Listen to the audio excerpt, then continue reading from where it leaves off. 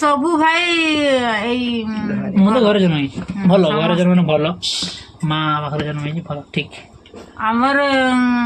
ଆମର ବାବୁଘର କାକୁ ତ ଦେଇଛନ୍ତି ଘର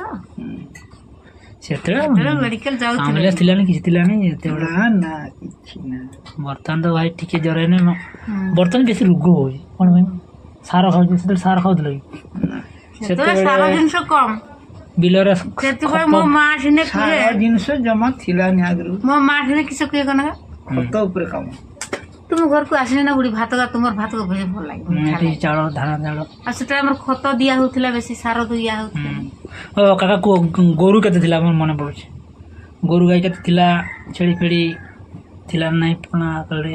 ଗୋରୁ ସେତେବେଳେ ଆମର ଗୋଟେ ଗୁହାଳ 10ଟା ଗୋରୁ ସେତେବେଳେ ଗୋରୁ ବହୁତ ଥିଲେ ନା ଗାଈ ବଳଦ ଛେଳି ବି ତ ଥିଲେ ଶଗଡ଼ ଗାଡ଼ି ଥିଲା ନା ନାଇଁ ଶଗଡ଼ ଗାଡ଼ି ଆମର ଥିଲା ସିନା ଆଉ